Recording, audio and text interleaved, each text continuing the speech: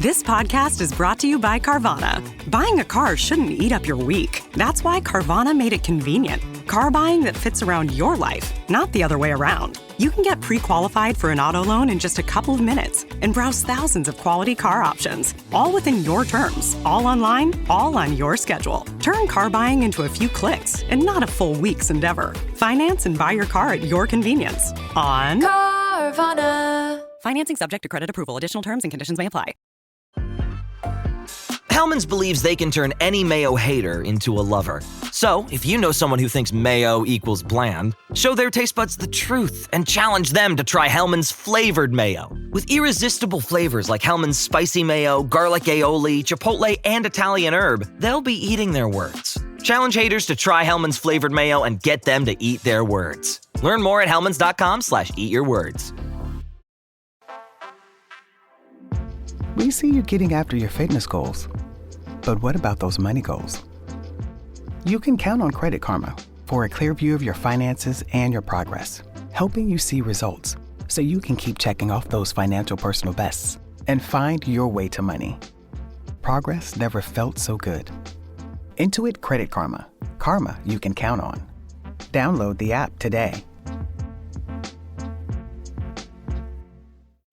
Police responded to a 911 call. Dramatic video of gun insanity in the Bronx. Police releasing a new video of a person that they are still trying to track down. Defund the police is not the answer. Many people surveyed said they just don't feel safe in the city. It's a shooting outside of a store. This is Bo Dietl's One Tough Podcast. Police this morning are searching for the person who turned this Harlem platform to a crime scene. A Red Apple Media Podcast Network production. Now, here's Bo Dietl. Hey, welcome to Bo Dietl's One Tough Podcast. Today, I have a very dear friend. I go back with his dad. I go back with him. Probably one of the finest lawyers that I've ever met in my life. And put it this way, if I got locked up, it would be between him and Tacopina. We'll have to decide, because Tacopina would probably be in Italy. But I would go to Arthur Aidala then. He's my guest today. He's handled some of the biggest cases. And besides that, one of the smartest legal minds I've met. He was conditioned by that guy from Harvard. What was his name? Dershowitz? That guy? Yeah, that guy. Little guy. Yeah. And welcome to the show, Arthur. The pleasure. I'm sorry I left my suit at home, but it is the middle of July, and I had some running around today. So. It's a little offensive. You look like you're ready to become one of the Beach Boys. Okay? I apologize. No, welcome. And no disrespect. All I need is your brain. That's all I need. Well, my mouth. I think you need the tongue. You know, I have my tongue in short. So you've been involved with some of the big cases with that disgusting pervert there. What was his name? The director? The guy I saw you at the Rayos table with? Oh, no, he Harvey never Weinstein? sat up. No, I don't know. There's some video footage, I think, of you and him at the Rayos. Weinstein has never been on my Rayos table. Isn't it when you're walking to the right, right? No, it was you, Weinstein. Who else was there? No, Puff Daddy was there. Well, no. Leonardo DiCaprio was with me a couple weeks ago. Not disgusting Harvey. All right. So basically, what do you feel as though you think that this was a win in your area? I understand there was some big parts of it that they didn't convict him again. What is your personal feeling? Because you worked hard on this one. Yeah, I worked my tail off. Well, I'll tell you, what we did, I've never done before, and I actually learned it from the lawyers who did the Penny case. Oh. They had a lot of money because he got that GoFundMe thing. So they had this big Harvey had a lot of money. Okay, so therefore, I was able to hire a polling firm, like a political polling firm. Yeah. And they polled potential New York City jurors, so people who lived in Manhattan who were on the voting rolls and they get called for jury duty. Mm-hmm. It was 92-8 guilty when they polled someone. So 92% of the people who they spoke with thought he was guilty of something. So walking into a courtroom, knowing the odds are that much against you is a daunting task. Ultimately, 3 women accused him in the Manhattan criminal court here, in 2025, and he was only convicted of 1. He was found not guilty of another, and it was a hung jury on the 3rd one. So to be truthful, the story hasn't been written yet. His sentencing is going to be in September. If the judge gives him a life sentence, gives him 15, 20 years, then no, it wasn't. Even though I beat 2 of the charges, it wasn't a big win. If the judge gives him something where at 73 years old, he sees a little light at the end of the tunnel, Bo, I got handed a case where he was going to die in prison. He had 23 years. If he's got to wind up doing 23, 25 months, yeah, then I'll be like, whoa. Take a little Yeah, victory lap. you got a tough case when you got a disgusting animal like him. Well, that's how a little lot of people feel. Like, although there was plenty of pictures with your friend Bill Clinton and him, your very close friend President Obama and him. Okay. All the movie stars loved him. From all the guys, all the big guys. Your boy Leonardo. Yeah, but hold on Quentin one second. Tarantino. Hold on 1 second. You got to bring the people into. What about California case? What has he got there? What does he have to do there that will affect the New York case? So right now his appeal there is pending. I believe it's going to be argued by another excellent lawyer, Jennifer Bongine, in October-ish. They're going to wait for a decision. Well, what sentence did he get on that? He got 16 years, but with Jennifer Bongine, who knows that case inside and out, but what she said is, if they don't reverse that case, she's like, I'll retire from the practice of law. There are so many just brutally violations of law. And look, I know you're a true American with your American flag on your lapel. We cannot throw the laws out the window. I agree. Because people become villains in our society. I agree, and that's one thing I like about you. You know, when something is not right, you want to make it right. And you're exactly right. As much of a pig I think he is, let's convict him on the crimes that he committed. And I had my own personal thing with him.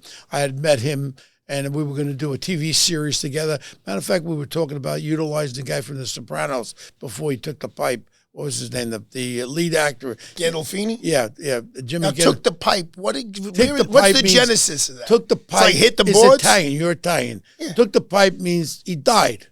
See, we would say hit the boards, like the floorboards. Boom. Joey Potts. Because he just hit the boards, Gandolfini. He just dropped dead. Joey Potts and Pan says, oh, he took the pipe. Okay. All right. We say hit the boards. Okay. So basically, I knew Harvey for a long time, and I also know Mr. Martin. I call him Mr. Martin Scorsese. I've been fortunate to be in 6 of his movies and TV series, and then all of a sudden I ran into him, and he said, Bo, I want to do a series based on New York Private Investigator, and then we talked about Jim Gandolfini. So then Harvey calls me to his place down over there, Greenwich Street, and I'll never forget, we were having breakfast, and then all of a sudden he goes, let me tell you something, Bo.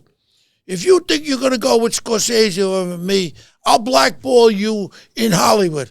I got out of my seat. I walked over to him. I says, Harvey, I'll punch you out right now.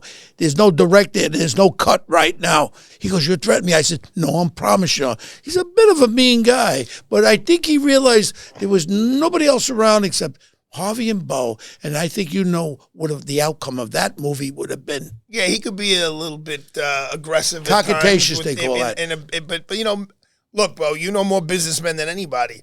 I'm sure a lot of the business guys you hang out when they were in their prime, they were no shrinking violets. They pushed their weight around. They pushed their power around. And that's how they got things accomplished. I mean, look, everyone says for his generation, Harvey Weinstein was the greatest producer. Look at that beautiful woman that's going out with the guy with the big beak. Georgina. That's Adrian Brody. Yeah, the guy with the big beak. She's a wonderful. She's a beautiful woman. This disgusting fool got that beautiful woman, and I think had three children with her. I see the women you hang out with. I question their judgment, but you know, it's the way it is. My bride too. It's just the way we got personality. Oh, you're talking about on the good side. Yeah. Well, there's only Margot. That's all. That's it. That's all right. And so basically, the character was being tried, not the actual things that he did. And I agree with you. When a young lady goes to his hotel room at 1 o'clock in the morning, why is she going there to play Pachisi or get a part? And I agree with that aspect. And on that aspect, what you're saying is true, except for that first one. What was the first one, the circumstance around that Italian girl? Yeah, I mean, that girl was just saying he groped her, like he touched her in a private part. That wasn't any real down and dirty thing. And that's why the case didn't go forward. But, you know, you talk about meeting in the hotel room. I mean, one of the facts that I had a problem getting over is the woman, and he was convicted on this woman. This is the only one he's been convicted on. Of all the women who have testified in New York, he's only convicted of one. She says that he aggressively put his mouth on her private parts. That's the crime, right? And then the next morning. That's sodomy in America. Well, yeah, now they call it sexual assault. So the next morning, Munchitation situation. Yes, exactly what it was. The next morning, she accepted a ride from his driver to the airport. flies on his dime to California, spends a week out in California, flies back, and they're in communication. So it was a consensual thing going on. And he says, when you get back, you want to meet? She goes, sure. As soon as she gets home, she meets, not in my office, not at a restaurant. I'll be in a hotel room 306 in the Tribeca Grand. Okay, I'll see you there. In the words of Bo Dietl, did she think she was going there to play Parcheesi? Yeah, I say it like it is, but like I said, the stigma of discussitation about your client stayed with them, stayed in the jury's mind and all that. And then, man, we could flip right in, because you're a great legal mind, and we could flip right into the other disgusting creep that I did know, who I helped out when he got locked up with the 11 people he got trampled on, Puff Daddy.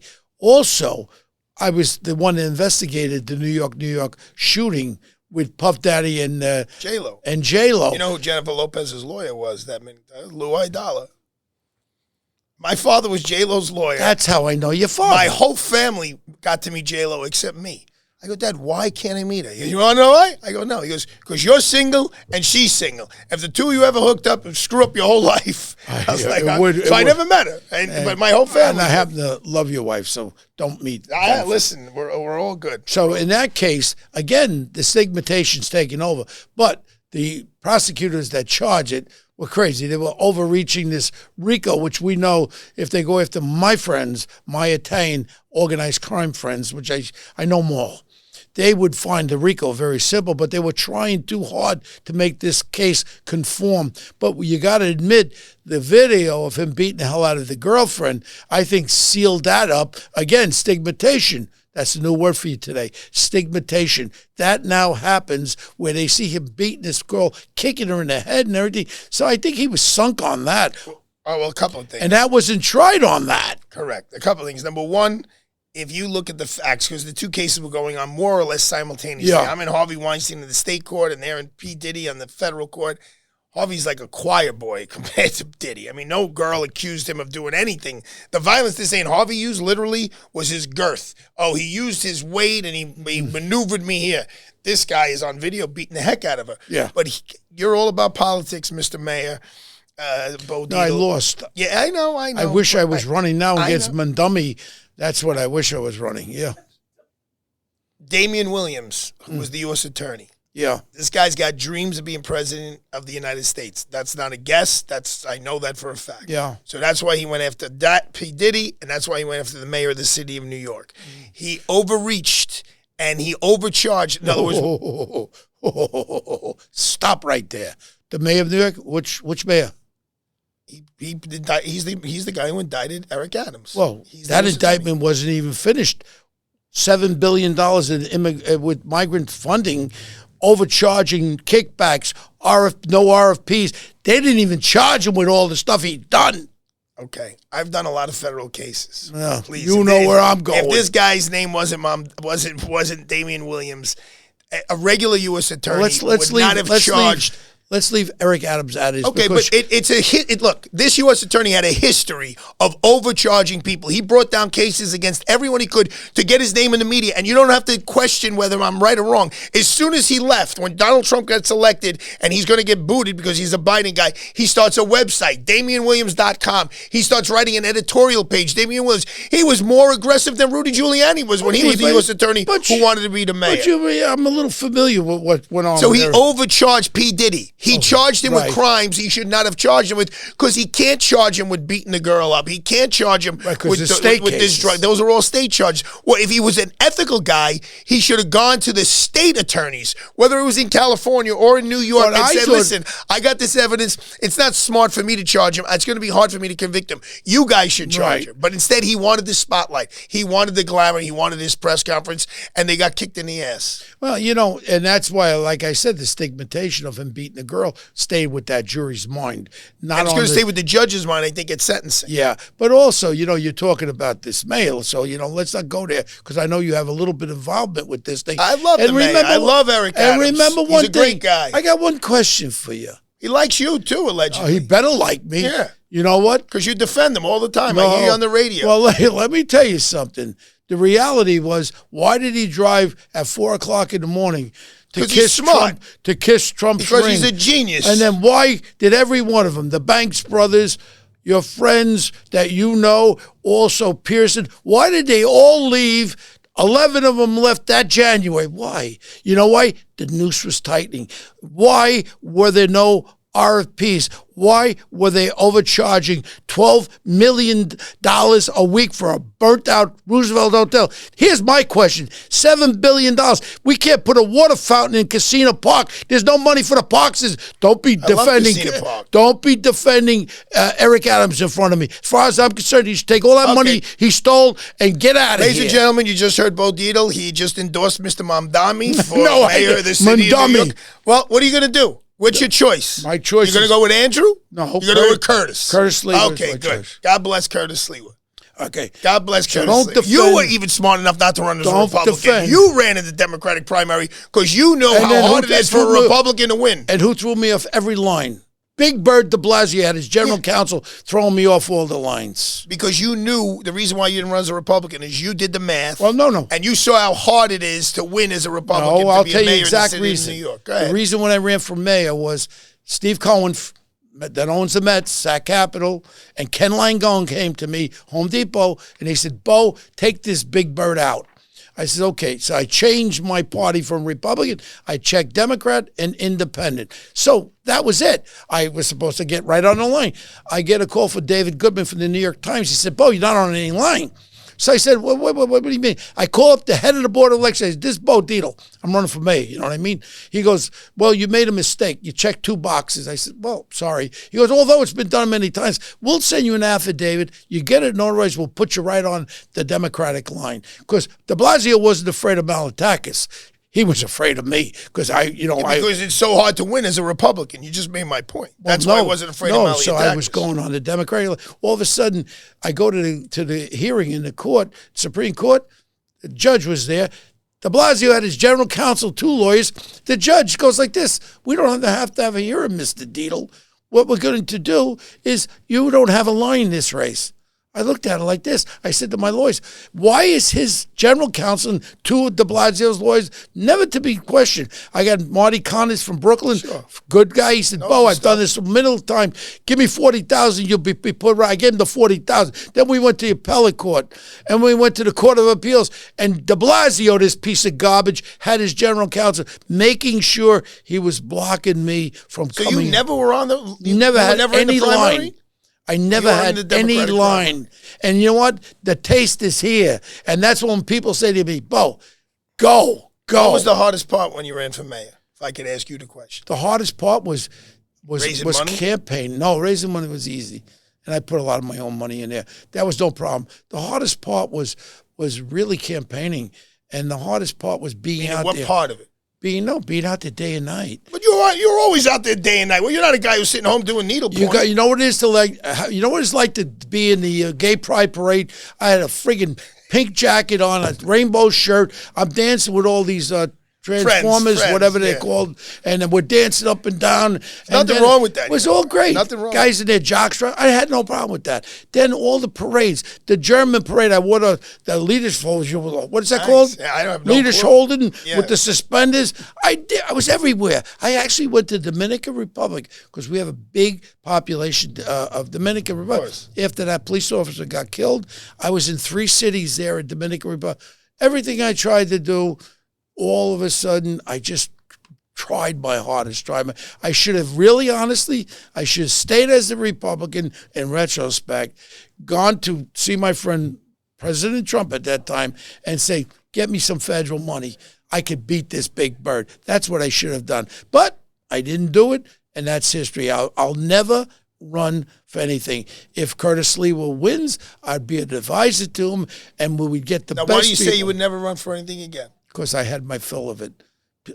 Politics, a lying son of a gun's behind it. Everybody will smile at you. They give you money. But it's a dirty, dirty business. That's why I like Curtis Sliwa. Because one thing, he's non-corruptible. One thing, he works hard. He cares about all New Yorkers. He loves the police department. Now I'm going to give you a little story about your friend Eric Adams again, because it comes up. Everyone said, what did he do wrong, Bo?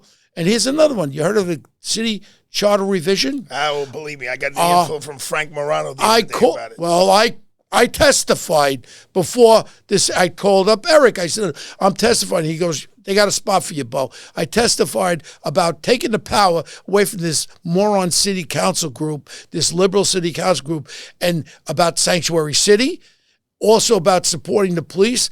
And I testified to before there, and he had the opportunity, Eric, to put that on the ballot with the city council revision. Committee, he could have charter revision. He could have put it on the ballot and let the people of New York City decide. He didn't want it. Why? 2 years he didn't want it. He could have controlled the PD, and then maybe we wouldn't have people leaving. You know the shape of the police department is? He doesn't control the PD?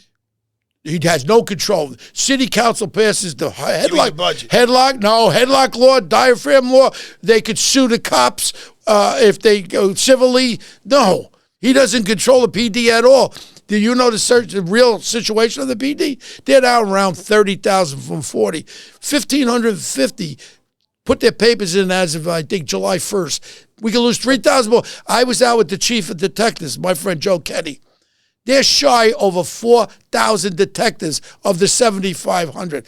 We have problems in this city, and anybody tells there's no problems, that's bullshit. No one says there's no problems, but statistically speaking, things seem to be heading in the right direction regarding shooting and homicides. You smoking crack? You homicides? Okay. I spoke to the chief of the chief of department yesterday. Do me a favor. Your boy Chell. Talk to one of my guys over there, one of that board. He was sitting there on a rock with his girlfriend talking, and he got shot in the face. Tell him everything is beautiful. And it's the same four times. He was arrested 4 times in this city. When were there more homicides? Under the Giuliani administration or the Blasio administration? I was a homicide detective. When there were 2,000. Oh, right. So during those Giuliani bodies don't count? Or during de Blasio. So no one believes the city was the safest when de Blasio was the mayor. Well, watch what's coming next, okay? Well, Stay tuned to this I hope station. what's next is either Cuomo or Adams. I hope that's what's next. All I know. Or Curtis. Or Jim Walden. Anybody. Or Bo Dietl. What are you in Jim's pocket now? I know Jim a long time. You know him, right? From he was in the U.S. Attorney's Office, the Eastern District. Yeah, he's a he good probably guy. Investigated. I would much prefer Jim Walden to be the mayor, but 10 times over than this 33-year-old kid who hasn't even run a lemonade stand. Yeah. Now you're handling that. I had dinner with her. I didn't even realize. So my friend Ted Waite, that found a Gateway computer, was up at Rails with me with this English woman, and we had dinner like 3-4 times together. All of a sudden, when it hit the fan, all of a sudden Ted calls me up and says, do you remember having dinner? I said, oh, the English woman. That's Maxwell that was up at Rails with me. And now I heard she's starting to do like a fresh flounder in a frying pan, starting to flip, right? What are you starting for? I'm not speaking to that. I know Ghislaine well. We handled her appeal in the Second Circuit. This is the madam. Tell the people. She's Jeffrey Epstein. Bring the name out. She is Don't start to slide Jeffrey that in. Epstein's jail time. When Jeffrey Epstein got arrested, all of his paperwork, her name is nowhere to be found. No unindicted co-conspirator, nothing. It was all him. It winds up dead. Bo Dietl will do the investigation. I know President Trump says they've released the papers, and it seems that all indications are it was suicide. All right, and I agree with you on that because I was on the boat with my partner, Jack Morris's boat, with his lawyer at that time. That was the partner of Obama. What was his name there? Weingartner? Wine. So I was on him, and he's the one that told him, you're not going to be making bail. And very shortly, I said, what kind of condition? He says, he's in flip-out mode. I heard that from his own lawyer. Now it all was consistent of him killing himself. When he found out he was not going to make bail, he says, I ain't staying. So that's consistent of a motive to commit suicide. Listen, I agree. He had no real family, Jeffrey Epstein. He had led basically a hedonistic life. He'd done jail time. Not hedonistic. They call that's a felonious life. When you have little girls that are 13, 14 years old, it's a little bit more than hedonist. Don't make it the mistake everyone does. What? He was never charged with 13, 14. He was not charged. He was 17, 18, 19, 20. They were young. There's a thing called statutory rape when a girl's 16 years old, and there were 16-year-olds involved. All right, I don't believe he was ever charged with that. But be that as it may, Ghislaine Maxwell wasn't mentioned anywhere in Jeffrey Epstein's indictment or the paperwork surrounding I believe one thing. And then he's dead, and all of a sudden she becomes She's the villain. Well, she's the devil. devil. I believe one thing.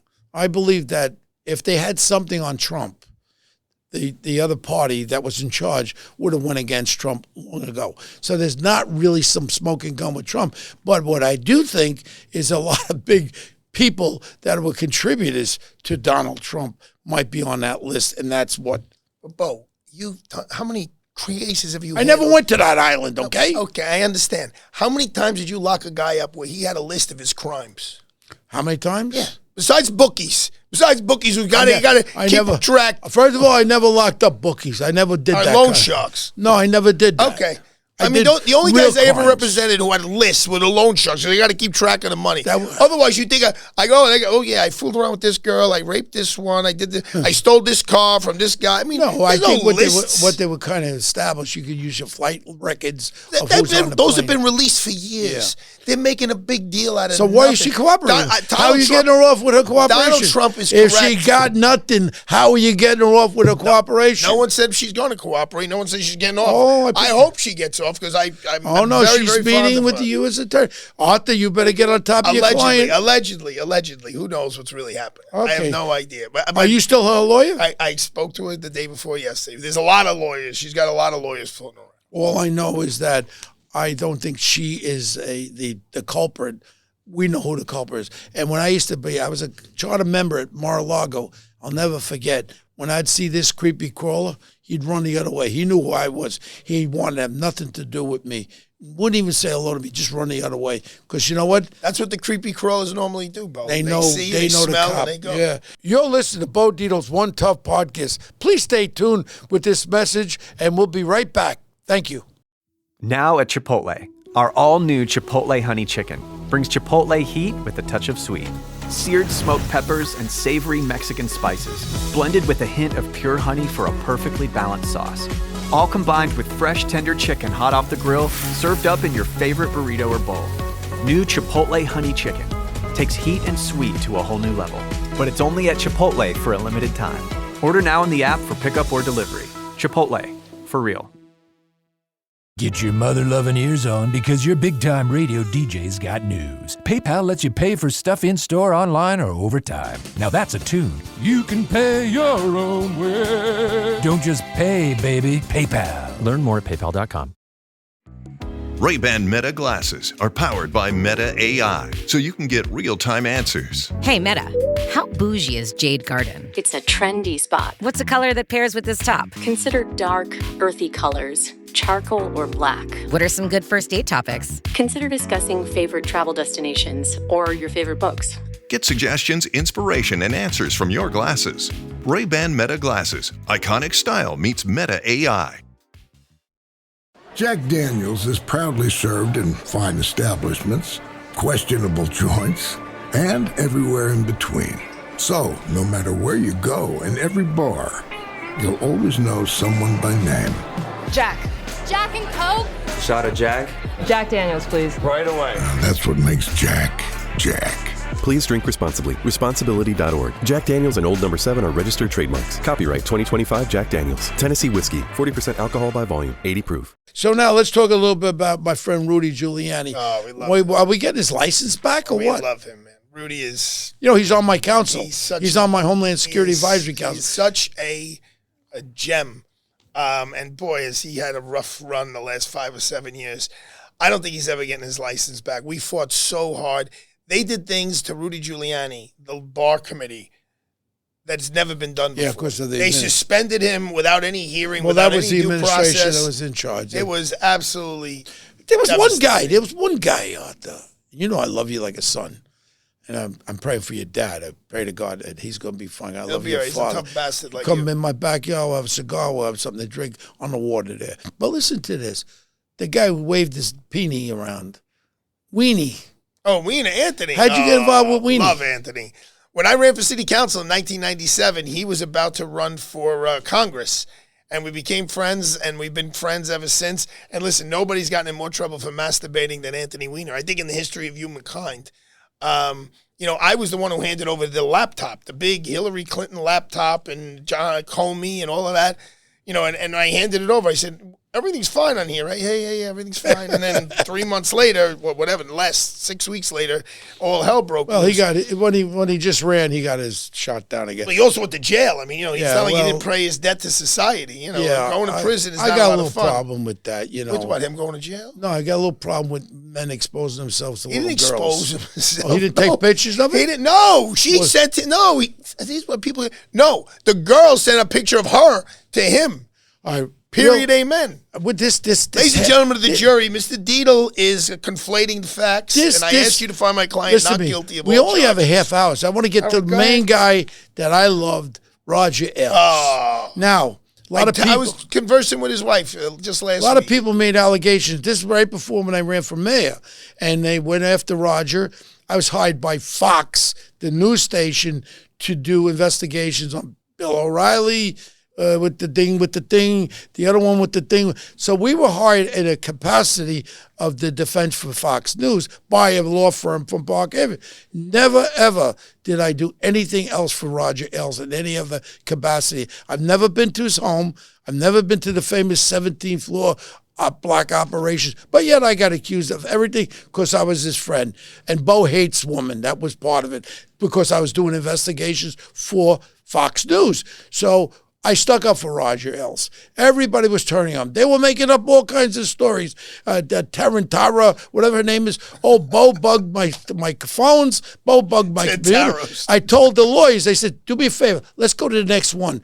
Bring up the evidence. I don't do that. I've been in business 41 years. I don't play that game. I said, let them show in discovery the evidence. There is no evidence.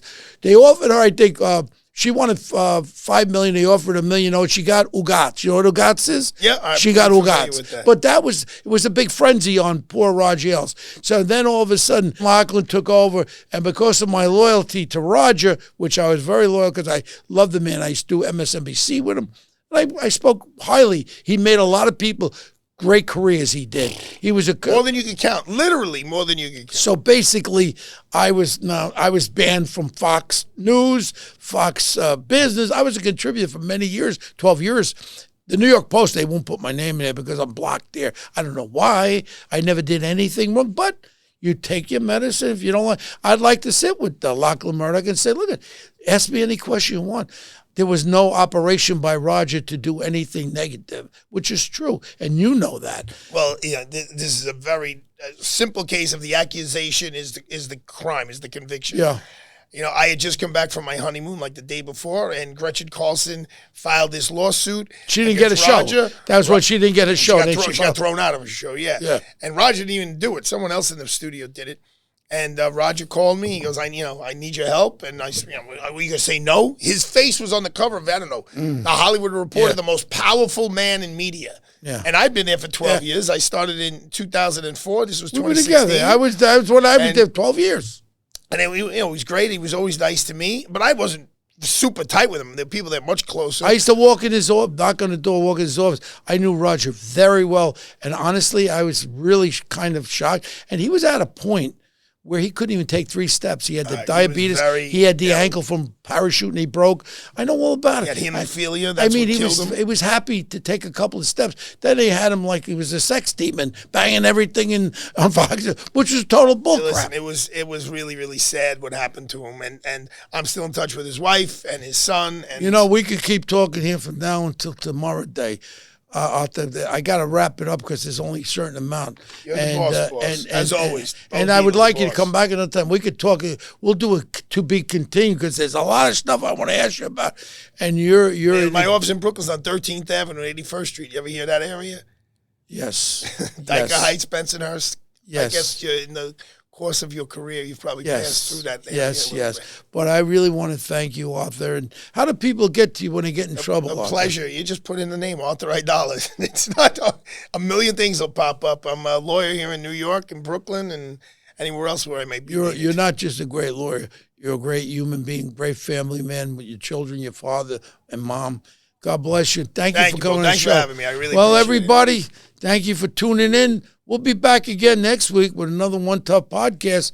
And tell your friends you can get me on that Spotify stuff. Just put Bo Dietl podcast. It'll pop up somewhere. And thank you very much.